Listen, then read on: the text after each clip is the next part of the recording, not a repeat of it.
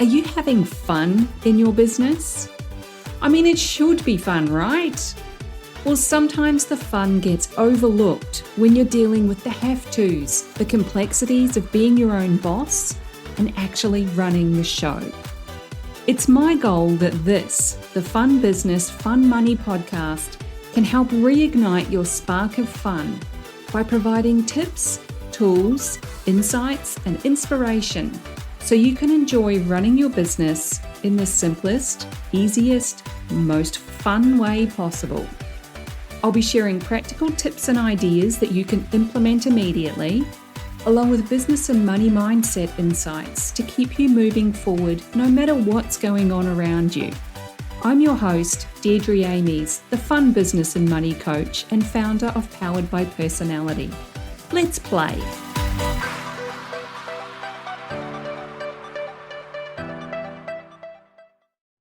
Hey there, and welcome back to the Fun Business, Fun Money podcast. I'm going to woo on you today, so if you're just new here and we've not met yet out there for reals or in the online world, I'm Deirdre Amies. I'm the Fun Business and Money Coach, and I'm a little bit practical and logic, a little bit woo and magic. If that's not your kind of thing, no worries. But if it is, I think you'll like this one. The reason that I make that distinction that I'm a little bit of this and a little bit of that is that none of us are one-dimensional. If that were the case, we'd all be a bit cartoony, flat, and predictable. And while that might sound a little bit of fun for a while, I reckon it would get all kinds of boring pretty quickly. I mean, you just know that if you pull a dish of lasagna out of the oven, Garfield is going to show up in less than 3 seconds flat. He's all cute and fluffy, but he's very predictable. So what I got for you today on the woo front is a bit of a reframe on the predictable and boring routine stuff that is everyday life. I'm a big fan of finding the fun in anything and everything you're doing, whether it's work, home and family stuff, or what most people would classify as fun, the social activities, going on an adventure, basically anything that brings you joy. Fun is not all adrenaline-fueled extreme stuff. I mean, that's fun for some people, but most definitely not for me or for the majority of the world's population. We like watching people do that, but we don't want to do it ourselves. Fun is good conversations with good people. Fun is losing yourself in a good book or a movie. It really can't beat a good story for making you feel all the feels, can you? Hubby and I recently watched a movie called Red, White and Brass. It's hilarious. It's based on a true story about a Tongan rugby superfan who creates a brass band out of literally nothing. Nobody could play a single instrument. And it was all because he and his family and the church members wanted to go to the 2011 Rugby World Cup game. It's, like I said, it's a hilarious feel-good story. I love that they're speaking Tongan as well as English. There's so much Kiwi and South Pacific Island humour throughout it, and it really is a fun and inspiring story. So check that one out. It's a great reframe on a fairly mundane problem that most people have. Most people would be trying to figure out where they can get the money to buy the tickets. This group looked at that option and then decided to go all kinds of unconventional that turned into a challenging but fun experience. So, how do you reframe the predictable and boring routine stuff that we call life and then turn it into something that you'd call fun?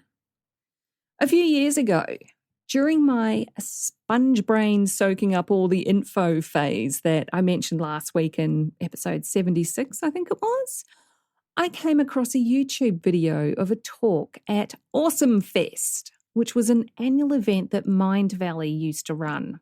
It's evolved into something else now, but I still love the idea of going to something called Awesome Fest. It sounds like a really good time. This talk was about reframing the here and now as that elusive and perfect utopia that is heaven, the thing that people aspire to? What if this, right here, right now, is heaven? What if this is what we're here to experience? And what if we're dismissing that experience because we're constantly searching for something else that we define as fun? And another way to say this is something that I heard the lovely Susie Ashworth mention on a recent podcast episode. How can this be perfect? Whatever this is for you, how can you feel like it's perfect? I mean, it could be the shittiest, worst possible thing that's ever happened to you. Been through a few of those myself. How can this be perfect? What if this is heaven? It's all in how you choose to look at it. So right now, I'm going through perimenopause, and I never thought I'd be saying this, but damn, it is messing with me. Not in a majorly extreme way with emotional outbursts and highs and lows or anything, but I'm definitely having a few mild hot flushes, and I most definitely have brain fog. It's frustrating as hell. It's getting in the way of all the things that I want to be doing. The things that I said I'd do once everything else was sorted. Once everyone else was taken care of. I'll do that then. And this is honestly the worst thing that could happen to me right now because I'm in full creation mode in all areas of my business. I need my brain to be on fire, not hiding under a cloud of fog. It's like the ultimate insult. Women spend all these years raising kids and sacrificing a bunch of stuff to nurture and support the people around us, only to be taken out by stupid hormones right as we're feeling a bit of freedom. Damn it! So, how can this be perfect? Well, I can be kind to myself. I can not beat myself up or feel guilty about only being able to write one short post or an email without needing to take a significant break. I can research the supplements that help with menopause or brain fog. And I found one last week. I ordered it. I kid you not, within an hour of taking it, I was able to get a decent chunk of work done in a shorter time frame.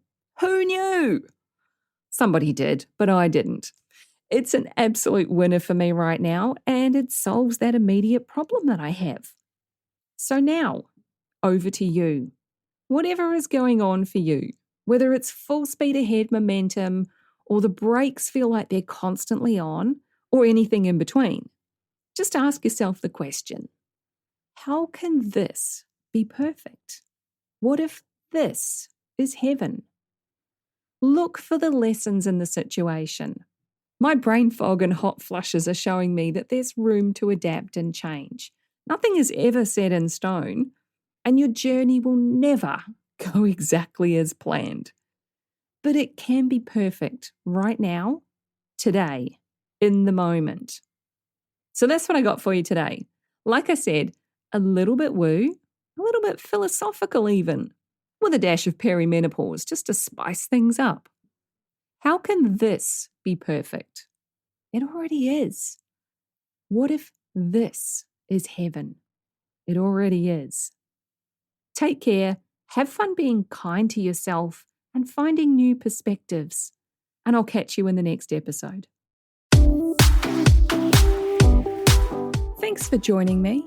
If you found this episode useful, make sure you hit that follow button on your chosen podcast platform so you get the notifications when each new episode goes live and you don't miss anything. If you know someone who would also get something from it, don't be shy, share it with them. One of the best things about being a business coach for online entrepreneurs is helping them make sense of their creative ideas and turn them into a simple, clear business system that actually makes money. A client recently described me as a castle building expert. You've got the big vision and some of the building materials already, but you don't quite know how to bring it all together into a solid foundation. Then I come along and I show you the blueprint that makes sense of it all. I love that analogy. And I'd love to show you your personalized blueprint, the one that's just right for you and your clients. But I can't do that until you join Ignite, my business and money coaching program.